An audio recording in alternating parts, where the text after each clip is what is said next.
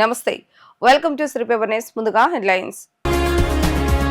అభివృద్ధి నాగరికతకు రహదారులు చిహ్నమన్న సీఎం చంద్రబాబు నాయుడు. తలపెట్టిన ప్రతి ప్రాజెక్టును సమర్థవంతంగా పూర్తి చేసిన వ్యక్తి గడ్కరీ అని వ్యాఖ్య. రాష్ట్రంలో పలు విలువైన జాతీయ రహదారులకు శంకుస్థాపన చేసిన కేంద్ర మంత్రి నితిన్ గడ్కరీ. దేశ ప్రగతిలో నీరు, విద్యుత్ రవాణా, కమ్యూనికేషన్స్ ప్రముఖ పాత్ర పోషిస్తాయని వెల్లడి.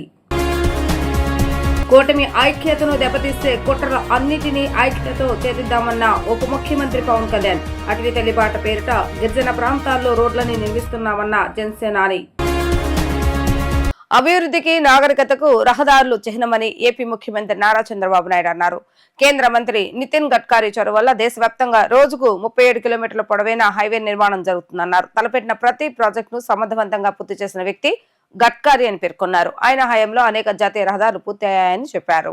మంగళగిరి వేదికగా నిర్వహించిన కార్యక్రమంలో రాష్ట్రంలోని 5,233 కోట్ల విలువైన జాతీయ రహదారులకు నితిన్ గడ్కరీ శంకుస్థాపన ప్రారంభోత్సవాలు చేశారు. ఈ కార్యక్రమంలో CM Chandrababu Naidu, deputy CM Pawan Kalyan, పలువురు కేంద్ర మంత్రులు పాల్గొన్నారు. ఈ సందర్భంగా చంద్రబాబు నాయుడు మాట్లాడుతూ తొలి PPP మోడల్ రోడ్డును ముంబై, పుణె మధ్య నిర్మించినట్లు గుర్తు చేశారు. తలపెట్టిన ప్రతి ప్రాజెక్టును సమర్థవంతంగా పూర్తి చేసిన వ్యక్తి గడ్కరీ అని కొనియాడారు. పోలవరానికి ఆయన ఇచ్చిన అండదండలు ఎప్పటికీ మర్చిపోలేనిమని అన్నారు. గడ్కరీకి అంకిత భావం, చిత్తశుద్ది ఎక్కువ అని తెలిపారు. ఆయన ప్రజా చైతన్యం విషయంలోనూ చొరవ చూపే వ్యక్తి అని అన్నారు. పొలంలోనే గ్రీన్ హైడ్రోజన్ తయారు చేయాలని చెప్తుంటారని వివరించారు. ఆయన హయాంలోనే సాగర్ మాల, భారత్ మాల వచ్చాయని గుర్తు చేశారు. ప్రపంచంలోని మెరుగైన రోడ్ల వ్యవస్థ మనదే అవుతుందని అన్నారు. రాష్ట్రానికి మరో 20 పోర్టులు రాబోతున్నాయని హర్షం వ్యక్తం చేశారు. హబ్ అండ్ స్పోక్ మోడల్లో పోర్టులు నిర్మిస్తామని స్పష్టం చేశారు. ఏపీలో నదులు, కాలువలు పుష్కలంగా ఉన్నాయని పేర్కొన్నారు. ప్రపంచ స్థాయి లాజిస్టిక్ హబ్లు తేవటమే కూటమి ప్రభుత్వ లక్ష్యమని అన్నారు. మన రాష్ట్రంలో డ్రై పోర్టులు మరిన్ని వస్తాయని తెలిపారు. అమరావతిలో 189 కిలోమీటర్ల ORR నిర్మించామని సీఎం నితిన్ గడ్కరీని అడిగినట్లుగా వెల్లడించారు. In this scheme never is a no to any project. Every project what all you ask how to make it successful, you will work it out.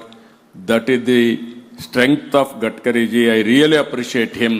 Because of him all these things are happening. He was in Minister for Transport in Maharashtra. At that time nobody visualized. Before national highways in PPP model, first PPP model Mumbai Pune was constructed by him. That is 1977-78 at that time. That is the spirit. I started in Hyderabad outer ring road. At the same time, during Vajpayee's time, I saw all these developments. Even Malaysia, small country, at that time, east-west corridor, 8-lane road. అభివృద్ధికి నాగరికతకు చిహ్నం రహదారులు. ఆ రహదారులు ఈరోజు ఒక dynamic leader మన గడ్కరీ గారి చేతుల్లో ఉండడం, పరుగులు పెట్టించే పరిస్థితికి వచ్చారు. వాజ్పేయి గారు ప్రారంభించారు. మన ప్రధానమంత్రి నరేంద్ర మోడీ గారు దూరదృష్టితో ఈ రోడ్లకి ఒక రూపం ఇచ్చారు. దానికి నాయకత్వం వహించే వ్యక్తి గడ్కరీ గారు అని చెప్పి నేను మీకు తెలియజేస్తున్నా. ప్రతిరోజు 37 కిలోమీటర్ల పొడవైన జాతీయ రహదారి నిర్మాణం అవుతా ఉంది. నేను అనుకుంటున్నాను రాబోయే రోజుల్లో I'm confident under your leadership for a day you are going to build minimum 50 kilometers. I'm having total confidence on you, your dynamism. It is going to happen. కొన్ని రోజులు ఇరిగేషన్ మంత్రిగా కూడా పనిచేశారు. వాటర్ రిసోర్స్ మినిస్టర్గా పనిచేసినప్పుడు పోలవరానికి oxygen ఇచ్చాడు, ఒక రూపాన్ని ఇచ్చాడు. నేను ఎప్పుడూ మరిచిపోలేనని చెప్పి మరొక్కసారి I'm thanking him. Excellent work he has done. రోడ్లంటే మామూలుగా రోడ్ వేయడం కాకుండా పొల్యూషన్ ఫ్రీ, ఏదైతే పొల్యూషన్ లేకుండా ఉండాలి, దీనికి ఎలక్ట్రికల్ వెహికల్స్ రావాలి. ఆ ఎలక్ట్రికల్ వెహికల్స్ కూడా మళ్ళీ గ్రీన్ హైడ్రోజన్ రావాలి. ఆ గ్రీన్ హైడ్రోజన్ కూడా పొలం నుంచే తయారు చేయాలని లింక్ మీరు చూశారు కదా. దాన్ని చూస్తే దట్ ఈజ్ గడ్కరీ. ఎప్పుడు రీసెర్చ్ మైండ్ అయింది, ఏదో చేయాలని తపనుంటుంది, ఆలోచన ఉంటుంది. దానికి అనుగుణంగా 24 గంటల పనిచేస్తున్నారు. సాగరమాల, భారతమాల ఇవన్నీ కూడా మీరు చూస్తే కొత్త కొత్త ప్రాజెక్ట్స్ అన్నీ కూడా వారు తీసుకోవడం జరిగింది. హబ్ అండ్ స్పోక్ మోడల్లో రాబోయే రోజుల్లో రాష్ట్రంలో 20 పోర్ట్లు తయారు చేసే బాధ్యత ఈ రాష్ట్ర ప్రభుత్వం తీసుకుంటామని చెప్పి కూడా నేను మీకు తెలియజేస్తున్నా. రాబోయే రోజుల్లో ఇక్కడ 189 కిలోమీటర్ల ఔటర్ రింగ్ రోడ్ అమరావతికి వారిని కోరాను, వారు ఇస్తామని ఒప్పుకున్నారు. వారి ద్వారా రికమెండ్ చేస్తారు. దీనివల్ల మీరు చూస్తే కలకత్తాకి, హైదరాబాద్కి, విజయవాడ నుంచి మచిలీపట్నానికి, ఇంకొక పక్క విజయవాడ నుంచి నాగపూర్ కారిడార్కి, మీ ఊరు కూడా యువర్ ఓన్ టౌన్ కూడా Gadkariji this road is going to connect Nagpur also so that direct road will be there. ఇక్కడి నుంచి బెంగళూరు, ఇక్కడి నుంచి చెన్నై, ఇలాంటివి 7 నేషనల్ హైవేస్ కనెక్ట్ చేస్తుంది. దేశ ప్రగతిలో నీరు, విద్యుత్ రవాణా, కమ్యూనికేషన్ ప్రముఖ పాత్ర పోషిస్తాయని కేంద్ర మంత్రి నితిన్ గడ్కరీ అన్నారు. ఏపీ అభివృద్ధిలో నౌకాయాన శాఖ కీలక పాత్ర పోషిస్తుందని అన్నారు. షిప్పింగ్ పోర్టులు, రోడ్ల అభివృద్ధి చెందితే ఆ దేశం వేగంగా అభివృద్ధి చెందుతుందని ఆయన చెప్పారు. మంగళగిరి వేదికగా నిర్వహించిన కార్యక్రమంలో రాష్ట్రంలోని 5,233 కోట్ల విలువైన జాతీయ రహదారులకు కేంద్ర మంత్రి నితిన్ గడ్కరీ శంకుస్థాపన ప్రారంభోత్సవాలు చేశారు. అనంతరం ఆయన మాట్లాడుతూ ప్రపంచంలోనే 3వ అతిపెద్ద ఆర్థిక వ్యవస్థగా ఎదుగుతామని అన్నారు. కొద్ది కాలంలోనే జపాన్ను అధిగమించామని, 1-2 స్థానాల్లో అమెరికా, చైనా ఉన్నాయని గుర్తు చేశారు. మోడీ హయాంలో మన రైతులు విద్యుత్ తయారు చేస్తున్నారు. ఇంధనాల వల్ల దేశంలో లక్షల కోట్ల ఆదా అవుతాయని, భవిష్యత్తులో విమానాలు కూడా రైతులు తయారు చేసే ఇంధనంతోనే నడుస్తాయని జోస్యం చెప్పారు. ఇంధనల్, మిథనల్, సిఎన్ఈ, బయోడీజిల్ వినియోగం వేగంగా పెరుగుతుందని అన్నారు. ఈవీ వాహనాల తయారీ శరవేగంగా పెరుగుతుంది. లిథియం బ్యాటరీల ఖర్చు క్రమంగా తగ్గుతుంది. 100% ఇంధనంతో నడిచే వాహనాలు రావాలి. కాలుష్య రహిత దేశమే మన లక్ష్యం కావాలని ఆయన స్పష్టం చేశారు. कि वर्ल्ड में किसी भी डेवलप कंट्री में आप जाइए, उसके डेवलपमेंट का अगर राज कोई है तो शिपिंग है, पोर्ट है, वो उसका सबसे डेवलपमेंट का राज है. अगर हम रोड से जाते हैं तो 8 रुपए खर्चा आता है, रेलवे से जाते हैं तो 6 रुपए खर्चा आता है, और अगर हम पानी से जाते हैं तो 1 रुपए खर्चा आता है. The logistic cost is very important in particularly international business for export and import. दुर्भाग्यवश हमारे देश की लॉजिस्टिक कॉस्ट 16% है और चाइना की 8% है, अमेरिका और यूरोपियन कंट्री की 12% है. और अभी कुछ ही दिन पहले, 2 महीने पहले, IIM कलकत्ता और IIT बेंगलोर और IIT खड़गपुर तीनों ने एक अध्ययन किया और उन्होंने ये कहा है कि हमारे देश में रोड अच्छे बनने के कारण हमारी लॉजिस्टिक कॉस्ट 16% से 6% कम हुई और 10% पे आई है. और मैं आपको विश्वास देना चाहता हूं कि इस साल एंड ऑफ दिसंबर हमारी लॉजिस्टिक कॉस्ट सिंगल डिजिट में आएगी, 9% पे आएगी. ये मैं विश्वास के साथ बताना चाहता हूं. पर आज देश में 1 लाख करोड़ रुपए की बचत इथेनॉल के कारण हुई. मक्के से इथेनॉल बन रहा है, ब्रोकन राइस से इथेनॉल बन रहा है, शुगर केन जूस से बन रहा है, मोलाइसिस से बन रहा है, ये राइस स्ट्रॉ जो है परली, इससे भी बन रहा है, और बाम्बू से भी बन रहा है. और मैं अभी हमारे एविएशन मिनिस्टर को कह रहा था कि वो दिन अब दूर नहीं है कि देश के हवाई जहाज किसानों ने तैयार किए हुए हवाई ईंधन पर चलेंगे. आप मेरे ऊपर विश्वास रखिए, मैं झूठ बोलने वालों का नेता नहीं हूं. मैं जो बोलता हूं वो डंके की चोट पर पूरा करके दिखाता हूं. यू बिलीव मी कि एग्रीकल्चर इक्विपमेंट, ट्रैक्टर्स वाले, हार्वेस्टर वाले और उसके साथ कंस्ट्रक्शन इक्विपमेंट वालों को मैंने बुलाया है और मैंने उनको कहा नो डीजल, आप इलेक्ट्रिक पर जाइए, आप इथेनॉल पर जाइए, आप कुछ भी करना है तो आप एसोबिटेनॉल पे जाइए और हाइड्रोजन पर जाइए. Ethanol, methanol, biodiesel, bio LNG, CNG, electric. और जब मैं इलेक्ट्रिक कार की बात कर रहा था और as a transport minister electric car को जब लॉन्च किया था तो पत्रकार मित्र मुझे पूछते थे कि इलेक्ट्रिक गाड़ी अगर रास्ते में बंद पड़ेगी तो धक्का मारने के लिए आप आओगे क्या? अब कोई नहीं पूछता. अब इलेक्ट्रिक ट्रक आ रहे, इलेक्ट्रिक बसेस आ रही है.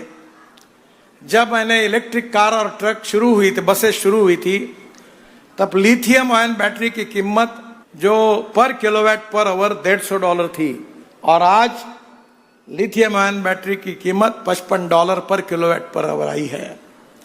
और बैटरी केमिस्ट्री में भी बदल हो चुका है। सोडियम आयन, लिथियम आयन के साथ साथ sodium ion, zinc ion, aluminium ion, new chemistry develop हो रही है और ऑटोमोबाइल इंडस्ट्री तो आगे से बढ़ रही है। चंद्रबाबू जी, मेरा मिशन है कि 5 साल के अंदर हिंदुस्तान को वर्ल्ड की नंबर 1 की ऑटोमोबाइल इंडस्ट्री बनाना है। This is the industry which is up till now creates 4,50,00,000 jobs. This is the industry as a part of GST. Maximum revenue to the state and central government. This industry is now, it is to be giving to the GST as a revenue to the state and central government. ఏపీలో 5,000 కోట్లతో 29 highway ప్రాజెక్టులకు శంకుస్థాపన చేస్తున్నామని ఉప ముఖ్యమంత్రి పవన్ కళ్యాణ్ అన్నారు. NDA వచ్చాక దేశంలో కీలకమైన ప్రాజెక్టులు చేపట్టిందని, హైవేల నిర్మాణం వేగంగా 3 రెట్లు పెరిగిందని తెలిపారు.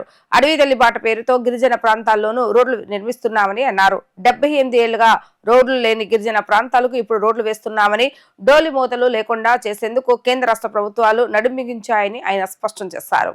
మంగళగిరి వేదికగా రాష్ట్రంలో పలు విలువైన జాతీయ రహదారులకు నితిన్ గడ్కరీ శంకుస్థాపన చేశారు. ఈ సందర్భంగా ఉప ముఖ్యమంత్రి పవన్ కళ్యాణ్ మాట్లాడుతూ, ఈ సందర్భంగా మెరుగైన రోడ్లపైనే రాష్ట్ర ఆర్థిక ప్రగతి ఆధారపడి ఉంటుందని వివరించారు. కూల్చివేతల ప్రభుత్వం, రోడ్లు వేయని ప్రభుత్వాన్ని చూస్తామన్నారు. మరో 15 ఏళ్ల పాటు కూటమి ప్రభుత్వం బలంగా ఉండాలని ఆకాంక్షించారు. కూల్చివేతలతో గత ప్రభుత్వం మొదలైతే ప్రతి గ్రామంలో కూటమి ప్రభుత్వం గొంతులు పూడ్చి కొత్త రహదారులు నిర్మిస్తుందన్నారు. కూటమి ఐక్యతను దెబ్బతీసే కుట్రల అన్నిటినీ ఐక్యతతో ఛేదిద్దామని అన్నారు. కూటమి నాయకుల మధ్య చిన్న చిన్న పొరపచ్చులు వచ్చినా పరిష్కరించుకుని కలిసికట్టుగా ముందుకు సాగుతామని పేర్కొన్నారు. అభివృద్ధిలో ప్రజలంతా భాగస్వాములు కావాలని కోరారు. ఇవాళ దేశ ప్రగతికి, పురోగతికి సంబంధించిన కార్యక్రమానికి ఏపీ వేదిక అయిందని అన్నారు. సుస్థిర ఆర్థిక అభివృద్ధితో దేశం ముందుకెళ్తుందని, వికసిత్ భారత్ 2047 లక్ష్యాలకు ప్రధాని ఆయుధం మౌలిక వసతుల కల్పన అని స్పష్టం చేశారు. హైవే మాన్ ఆఫ్ ఇండియాగా గడ్కరీ జాతీయ రహదారులను అభివృద్ధి చేస్తున్నారని కొనియాడారు. ప్రధాని మోడీ, సీఎం చంద్రబాబు నాయుడు, కేంద్ర మంత్రి గడ్కరీ ఈ ముగ్గురు దేశం, రాష్ట్రం అన్ని రంగాల అభివృద్ధి చెందుతాయని ఆయన అన్నారు. ఈరోజు జరుగుతున్నది కేవలం రోడ్లు వేయడం మాత్రమే కాదు, ఇది మన భారత్ అభివృద్ధికి, ఐక్యతకి, మెరుగైన భవిష్యత్తుకి చాలా బలమైన పునాది. ఈ దేశ ప్రగతికి, పురోగతికి చిహ్నాలు రవాణా మార్గాలు. $4.18 ట్రిలియన్ జీడిపి తోటే ప్రపంచంలోనే 4వ అతిపెద్ద ఆర్థిక వ్యవస్థగా రూపాంతరం చెందింది. ఇది నూతన భారతదేశ ఔన్నత్యాన్ని ప్రపంచానికి చూపించే ఒక మైలురాయి. వికసిత్ భారత్ 2047 లక్ష్యాన్ని చేరుకునే దిశగా ఇది చాలా గొప్ప అడుగు. జాతీయ రహదారుల నిర్మాణం తరహాలోనే మన రాష్ట్రంలో అడవి తల్లి బాట పేరిట గిరిజన ప్రాంతాల్లో రవాణా సదుపాయాలు కల్పించేందుకు కొండ రహదారుల నిర్మాణాన్ని కూడా ప్రారంభించాం. దీనికి మనందరం కూడా చాలా మనస్ఫూర్తిగా ప్రధానమంత్రి గారికి కృతజ్ఞతలు చెప్పుకోవాలి.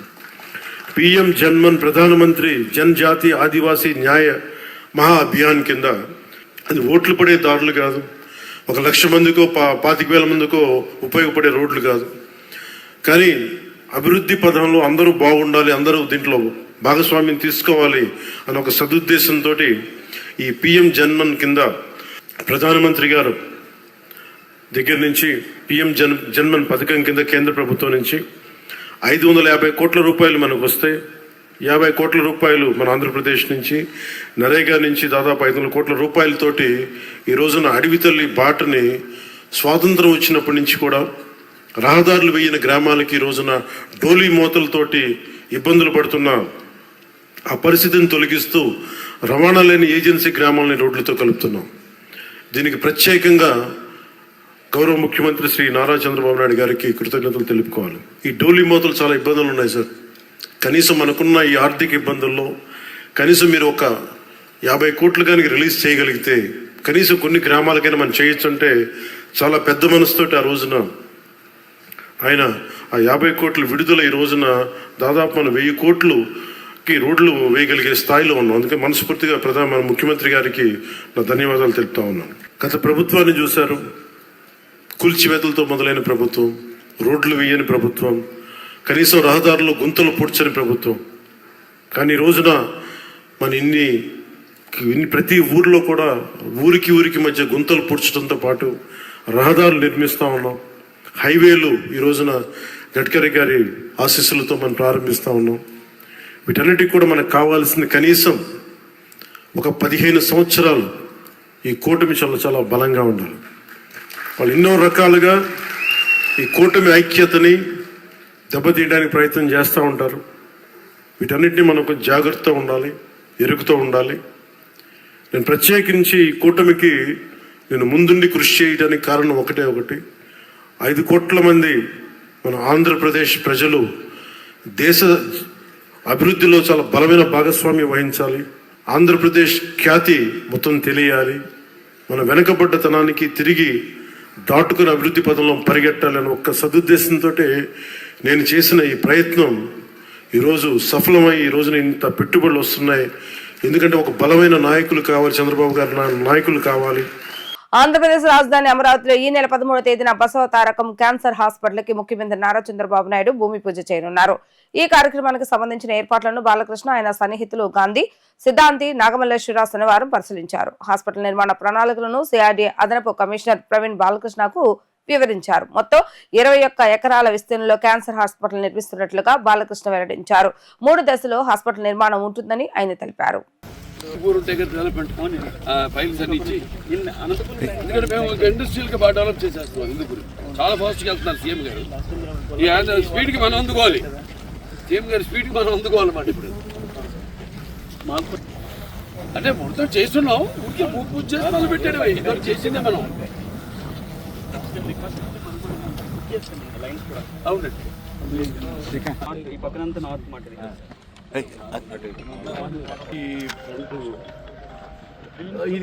ఇది మీకు సర్వీస్ రోడ్. మెయిన్ రోడ్ మా గేట్లు పెట్టినప్పుడు అది సర్వీస్ రోడ్ కాదండి. ఏం చేశారంటే ఇక్కడ ఒక రోడ్డు ఉందండి, కాకపోతే ఏంటంటే ఒరిజినల్ గా ఇది, అందుకే ఇక్కడ రోడ్డు వాడట్లా, క్లోజ్ చేశారు. ఇది సార్ మనకి ఈస్ట్ పెంచుకున్నాం. ఇప్పుడు ఈస్ట్ పెంచాం. ఇది ఇదంతా పెంచాం. మనం అనుకున్న ఇది రోడ్డు ఉంది సార్. ఇక్కడ రోడ్ 17 మీటర్స్ రోడ్ ఉంది ఇక్కడ. ఈశాన్యం ఇక్కడ ఉండాలి ఎంట్రన్స్ సౌత్ ఈస్ట్. ఇక్కడ కుదరదండి. ఏదండి ఈ ఎంట్రన్స్ ఇక్కడ కుదరదు. ఇది ఎక్కడే, సారీ ఇక్కడ తీసుకుని ఇక్కడ ఒకటి తీసుకుంటాం. ఈ రెండు కూడా నెంబర్ 1 ప్లేస్. 29 పాయింట్ ఎంతో తీసుకున్నారు. ఇటు 50 వస్తా ఉన్నారు. ఇటు 50 ఎందుకని నేను క్వశ్చన్ చేస్తున్నాను. వాళ్ళు ఏమంటారంటే ఇది ఫ్రీ టర్న్ కదా, అది వాళ్ళు చెప్పేది. ఫ్రీ టర్న్ అప్పుడు మనం ఎక్కువ యాక్సెస్ ఇవ్వాలి. నేనన్నాను ఇక్కడ చెక్ పోస్ట్ వచ్చి ఇక్కడ మీకు జామ్ అవుతుంది కదా, దీని పరిష్కారం తేల్చడం ముందంట. ఇప్పుడు ఎంత చేసినా నేను హైదరాబాద్ విషయం మాట్లాడుతున్నాను. ఎంత ఇది మీరు వైట్ చేసినా ఇక్కడ ట్రాఫిక్ జామ్ అవుతుంది. ఇక్కడ మీరు ముందు ఒక ఫ్లైఓవర్ ఏది కట్టి దాని తర్వాత దీని గురించి ఆలోచించండి అంట. బ్రాండ్ బసవ తారకం ఉన్నది. క్యాంప్ కూడా పెట్టారు మొన్న. Thank you so much. దానికి ఓకే చేద్దామండి. వీళ్ళు ఈ బిల్డింగ్ కి పొడవు ఏంటో వెడల్పు నాకు పంపిస్తా అన్నారు. నేను ఆయన కట్టిస్తాను, మీకు పంపిస్తాను. ఇప్పుడు ఆయన అడగండి.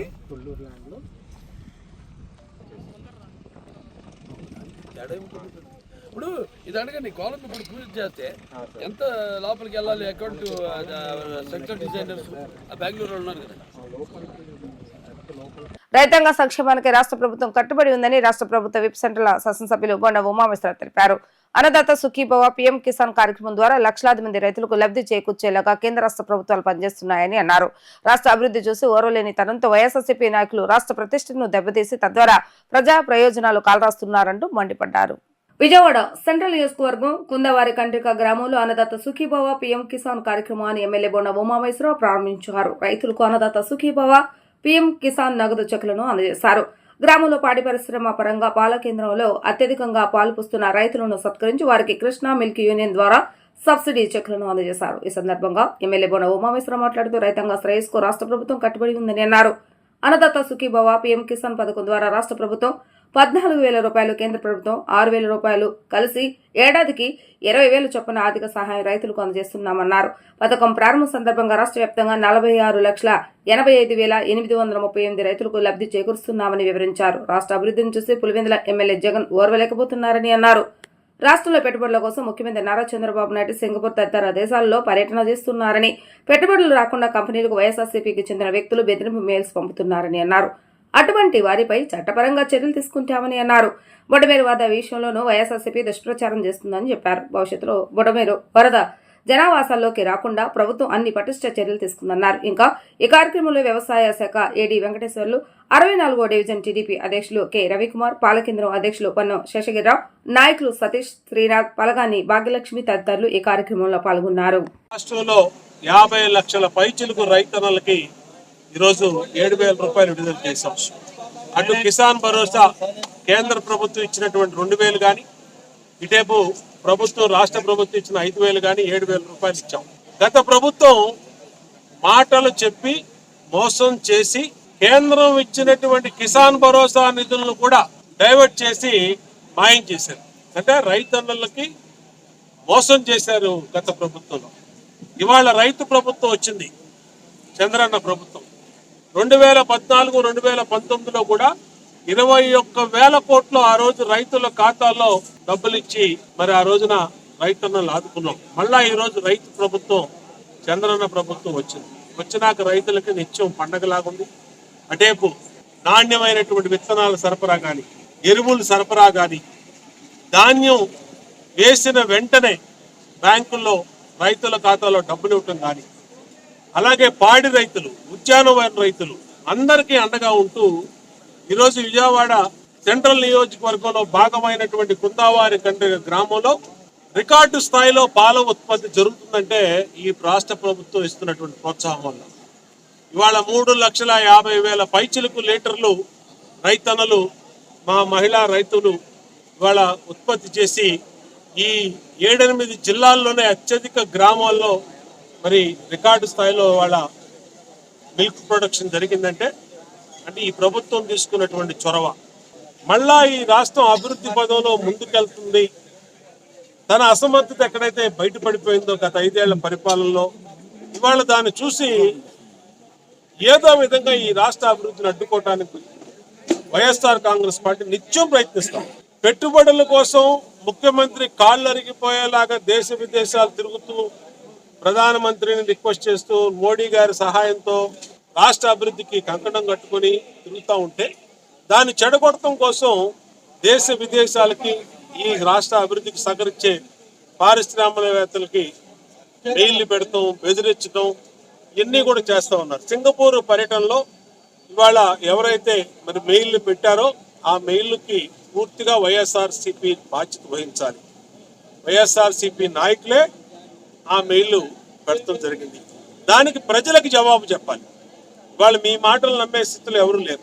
ఎయిడెడ్ పాఠశాల ఉపాధ్యాయ నియామకాలు తలెత్తుతున్న సమస్యలపై విద్యాశాఖ తక్షణ చర్యలు తీసుకోవాలని private recognised aided school management association ప్రధాన కార్యదర్శి కె రవిచంద్రశేఖర్ డిమాండ్ చేశారు. ఆన్లైన్ పరీక్షలు రద్దు చేసి ఆఫ్లైన్ పరీక్షల ద్వారా నియామకాలు జరపాలని కోరారు. ఎయిడెడ్ పాఠశాల ఉపాధ్యాయ నియామకాలు తలెత్తుతున్న సమస్యలపై విద్యాశాఖ తక్షణమే చర్యలు తీసుకోవాలని private recognised aided schools management association కూటమి ప్రభుత్వాన్ని కోరింది. గాంధీనగర్ ప్రెస్ క్లబ్ లో నిర్వహించిన విలేకరుల సమావేశంలో ప్రాస్మా ప్రధాన కార్యదర్శి కె రవిచంద్రశేఖర్ మాట్లాడుతూ రాష్ట్రంలోని 75 పాఠశాలలో ఖాళీగా ఉన్న ఎయిడెడ్ పోస్టులను జీవో ఎంఎస్ నెంబర్ 1 ప్రకారం ఆఫ్లైన్ పద్ధతిలో నియామకాలు చేయాలని విద్యాశాఖకు ఆదేశాలు జారీ చేసినప్పటికీ అధికారులు వాటిని పట్టించుకోవడం లేదని తెలిపారు. ప్రభుత్వ ఆదేశాలను ఉల్లంఘించి ఆన్లైన్ పరీక్షల ద్వారా నియామకాలు జరపడాన్ని ప్రాస్మా తీవ్రంగా వ్యతిరేకిస్తున్నట్లుగా ఆయన తెలిపారు.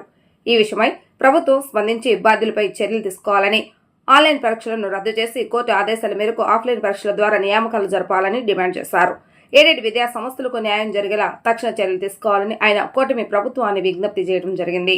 ఆఫ్లైన్ ఎగ్జామినేషన్ కండక్ట్ చేసి మార్క్స్ మరి అలాట్ చేసి ఓరల్ ఎగ్జామినేషన్ ఉంటుంది. తర్వాత ఆ విధంగా 5-man కమిటీ క్యాండిడేట్స్ని సెలెక్ట్ చేసి ఎయిడెడ్ వేకెంట్ పోస్టులను నింపడం జరుగుతుంది. అది ఇంతవరకు జరిగేది. కానీ ఈ మధ్య ప్రభుత్వ అధికారులు వారు ఆన్లైన్ ఎగ్జామినేషన్ జరుపుతామని, ఆఫ్లైన్ ఎగ్జామినేషన్ లేదని వారు ఆజ్ఞాపించడం వల్ల మేము కోర్టుకు వెళ్ళి ఆర్డర్ తెచ్చుకున్నాం. హైకోర్టు వారు ఆన్లైన్ ఎగ్జామినేషన్ జరపరాదు, ఆఫ్లైన్లోనే జరుపుకోవచ్చు అని ఆర్డర్ ఇవ్వడం జరిగింది. మరి ముఖ్యంగా 2015 సుప్రీంకోర్టు వారు WP నెంబర్ 441/71/2015లో 75 పాఠశాలకు ఆఫ్లైన్లో ఎగ్జామినేషన్స్ కండక్ట్ చేసుకోండి, జీవో నెంబర్ 1 ప్రకారంగా పోస్టులు నింపుకోండి అని సుప్రీంకోర్టు ఆర్డర్ ఇవ్వగా 2015లో, అప్పటి నుంచి 2017లో చాలా స్కూల్స్ సుప్రీంకోర్టు ఆర్డర్ ప్రకారంగానే జీవో నెంబర్ 1 ప్రకారంగానే 5 మెన్ కమిటీ ద్వారా పోస్టులు నింపుకుంటూ వస్తున్నాయి. కానీ ఈ సంవత్సరం ఇలాగా గవర్నమెంట్ ఆన్లైన్ ఎగ్జామినేషన్ అనగానే 2024 గత సంవత్సరమే హైకోర్టు ద్వారా మేము ఆర్డర్ పొంది ఉన్నాం. జీవో నెంబర్ 1 ప్రకారంగా జరుపుకోమని ఆర్డర్ ప్రకారంగా జరుపుతుంటే గవర్నమెంట్ మేము ఎలా చేయమని అనగా కంటెంప్ట్ ఆఫ్ కోర్టుకు వేశాం. కంటెంప్ట్ ఆఫ్ కోర్టు జరుగుతూ ఉండగా మరి గవర్నమెంట్ జీవో నెంబర్ 1 ప్రకారంగా కాకుండా కంటెంప్ట్ ఆఫ్ కోర్టును కూడా లెక్క చేయకుండా ఆన్లైన్ పరీక్ష కండక్ట్ చేశారు. ఆన్లైన్ పరీక్ష కూడా 5 మెన్ కమిటీతో సంబంధం లేకుండా, కరస్పాండెంట్స్కి ఇన్ఫర్మేషన్ ఇవ్వకుండా, కరస్పాండెంట్తో సంబంధం లేకుండా మా స్కూల్లో పెట్టకుండా ఎక్కడో, మాది రాజమండ్రి స్కూల్ అంటే కాకినాడలో ఆన్లైన్ ఎగ్జామినేషన్ పెట్టారు. ఇది ప్రభుత్వం వారు కరస్పాండెంట్ని, ప్రైవేట్ ఎయిడెడ్ ఎడ్యుకేషన్ ఇన్స్టిట్యూషన్ కరస్పాండెంట్ని పూర్తిగా ఇగ్నోర్ చేసి అన్నీ మేమే గవర్నమెంటే అని వారు ప్రవర్తించడం వల్ల ఇది కాన్స్టిట్యూషనల్గా 100% తప్పని మేము తెలియజేస్తున్నాం. ఇది డెమోక్రటిక్గా లేదు. ప్రభుత్వం తీసుకునే యాక్షన్ అంతా డిక్టేటర్షిప్గా ఉన్నదని మీకు తెలియజేస్తున్నాం. సమాజంలో నేరాల అదుపులో సురక్షా కమిటీ సేవలో పోలీస్ శాఖకు ఎంతో అవసరం అని ఏడీసీపీ గుణం రామకృష్ణ అన్నారు. ఏడీసీపీ గుణం రామకృష్ణ పాల్గొని ఈ సందర్భంగా మాట్లాడుతూ సురక్షా కమిటీ సమావేశాలను క్రమం తప్పకుండా నిర్వహిస్తూ కమిటీ సూచనలు, సలహాలు క్షేత్రస్థాయిలో పోలీసు అధికారులు తీసుకుని ఆయా సమస్యలను పరిష్కరించాలని అన్నారు. విజయవాడ నార్త్ డివిజన్ పోలీస్ శాఖ ఆధ్వర్యంలో సురక్షా కమిటీ సమావేశాన్ని అజిత్ సింగ్ నగర్ లోని షాదీఖానాలో నిర్వహించారు. ఈ సమావేశంలో ఏడీసీపీ గుణం రామకృష్ణ పాల్గొని మాట్లాడుతూ సురక్షా కమిటీ సమావేశాలను క్రమం తప్పకుండా నిర్వహిస్తూ కమిటీ సూచనలు, సలహాలను క్షేత్రస్థాయిలో పోలీసు అధికారులు తీసుకుని ఆయా సమస్యలు పరిష్కరించాలని అన్నారు. అనంతరం ఎన్టీఆర్ జిల్లా సురక్షా కమిటీ కన్వీనర్ నరసయ్య మాట్లాడుతూ సమావేశంలో గంజాయి దొంగతనాలు, ద్విచక్ర వాహనదారులు, హెల్మెట్ల వినియోగం తదితర అంశాలపై సురక్షా కమిటీ సభ్యులతో పోలీసు అధికారుల సమక్షంలో మాట్లాడినట్లుగా తెలిపారు. సురక్షా కమిటీ సభ్యులను వాట్సాప్ గ్రూపులుగా ఏర్పాటు చేసి రానున్న కాలంలో పోలీస్ శాఖకు సురక్షా కమిటీగా పూర్తి సహాయ సహకారాలు అందజేస్తామని తెలిపారు. నగర పోలీస్ కమిషనర్ మానస పుత్రికగా సురక్షా కమిటీలు ఉన్నాయని, కమిటీలను సమర్థవంతంగా నిర్వహిస్తూ పోలీస్ శాఖకు పూర్తి సహాయ సహకారాలు అందజేస్తామని అన్నారు. Vijayawada north division ACP Sravanthi Rai మాట్లాడుతూ నగర పోలీస్ కమిషనర్ ఆదేశాల మేరకు డివిజన్ పరిధిలోని 3 పోలీస్ స్టేషన్ల సురక్షా కమిటీ సభ్యులు సుమారు 60 మందితో సమావేశం ఏర్పాటు చేసి నేరాల అదుపుకు కమిటీ సభ్యులు సూచనలు, సలహాలు తీసుకోవడం జరిగిందన్నారు. ఇవాళ నార్త్ డివిజన్ పరిధిలో ఉన్న 3 పోలీస్ స్టేషన్స్ లిమిట్స్ లో ఉన్న సురక్షా కమిటీ మెంబర్స్ తోటి ఒక మీటింగ్ కండక్ట్ చేయడం జరిగింది. సురక్ష సభ్యులతోటి మన సురక్ష కన్వీనర్ అయిన శ్రీ నరసయ్య గారు ఇంటరాక్ట్ అయ్యారు. మా సిపి సార్ రాజశేఖర్ బాబు ఐపీ సార్ ఆదేశాల మేరకు మొత్తం జిల్లాలోని ఉన్న ఆల్ డివిజన్స్లోని సురక్ష మీటింగ్స్ కండక్ట్ చేసి సురక్ష సభ్యుల నుంచి మీ ఏరియాలో ఏమైనా ఇష్యూస్ ఉన్నాయని అడిగి తెలుసుకొని, అలాగే వాళ్ళతోటి రెగ్యులర్గా ఇంటరాక్ట్ అవ్వడంతో వాళ్ళకు కూడా పోలీస్ మీద ఫెయిత్ పెరిగి మాకు ఏదైనా ఇన్ఫర్మేషన్ ఇవ్వడం కానీ, అలాగే సీసీ కెమెరాస్ ఇన్స్టాల్ చేయడంలో కానీ, కమ్యూనిటీ పోలీసింగ్లోని హెల్ప్ అవ్వడం కానీ ఉంటుందని చెప్పేసి ఈ ప్రోగ్రామ్ కండక్ట్ చేయడం జరిగింది. అలాగే ఎవరైనా సురక్షా కమిటీలోని సభ్యులు కావాలని ఇంట్రెస్ట్గా ఉంటే దయచేసి మాకు కాంటాక్ట్ చేస్తే మేము వివరాలన్నీ కూడా తీసుకొని దానికి ఏమైనా ఉంటే ఫెసిలిటేట్ చేస్తాం. Thank you. ఎన్టీఆర్ జిల్లా సురక్ష కన్వీనర్ని ఈరోజు నార్త్ డివిజన్ మీటింగ్ పెట్టారు. దాన్ని నన్ను ఆహ్వానించారని వచ్చానండి. ఏం లేదు, సురక్ష అంటే ఏం లేదు, మంచి ఏం చేసినా సురక్ష అని మన సిపి గారు చెప్పారు. ఆ ప్రకారం ముందుకు వెళ్తామండి. సిపి గారు మానసపుత్రిక అండి సురక్ష. ఆయన ఇంట్రెస్ట్గా పెట్టిన సురక్ష మీ అందరూ సక్సెస్ చేసి ముందు తీసుకెళ్ళడానికి సాయశక్తిలో కృషి చేస్తాం. 60 మంది సభ్యులు ఉన్నారండి. 60 మంది సభ్యుల్ని యాక్టివ్ చేద్దామని యాక్టివ్ చేయడానికి ఈ మీటింగ్ పెట్టాం. వాట్సాప్ గ్రూప్ వచ్చినాక అందరూ యాక్టివ్ అవుతారు. ఎందుకంటే ఇప్పుడు దాకా ఏంటంటే ఆయన ఎక్కడో నేను ఎక్కడో ఉంటున్నాను కదా. వాట్సాప్ గ్రూప్లో రోజు చూసుకుంటున్నాం అనుకోండి, అందరం ఏముంటే అది మనం పెట్టుకుంటా ముందుకెళ్ళడానికి అవకాశం ఉంటుంది. ఆడామండి హెల్మెట్స్ గురించి, మహిళా అబ్యూజ్మెంట్ మీద, గంజాయి నివారణ ఇవన్నీ పెట్టాం. ఈ సభ్యులందరినీ వాట్సాప్ గ్రూప్ తయారు చేస్తాం. ఆ వాట్సాప్ గ్రూప్లో ప్రతి వారం ఇక్కడ ఏం జరుగుతున్నాయి అనేది గ్రూప్లో పెడతారు. వీళ్ళంతా ఏదన్నా కంప్లైంట్స్ ఉంటే సార్ట్ చేస్తారు. ఆంధ్రప్రదేశ్ లో వైఎస్ జగన్మోహన్ రెడ్డి హయాంలో జరిగిన మద్యం కుంభకోణం కేసులో వైసీపీ గ్యాంగ్ అడ్డంగా బుక్ అయింది. దీంతో చెవిరెడ్డి గ్యాంగ్ మొత్తం భాగోతం బట్టబయలైనట్టయింది. డబ్బుల డెన్ కు సంబంధించి వెంకటేష్ నాయుడు ఫోన్ నుంచి వీడియోను సిటీ అధికారులు రివర్ట్ చేశారు. ఆ వీడియోలో మద్యం ముడుపుల డెన్ లో నోట్ల కట్లతో చెవిరెడ్డి పిఏ వెంకటేష్ నాయుడు సిట్ కు అడ్డంగా దొరికిపోయాడు. వెంకటేష్ నాయుడు ఫోన్ నుంచి రిట్రీవ్ చేసిన వీడియోలో డబ్బులు డెన్ లో నోట్ల కట్లు లెక్కించుకుంటూ ఉన్న వీడియో సంచలనం రేపుతోంది. ఇప్పుడు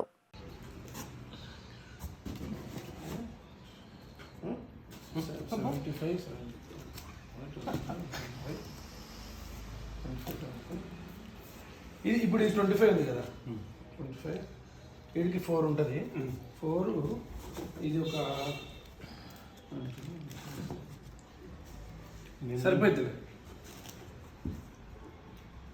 సరిపోతుంది, 5 ఉంది మొత్తం టోటల్.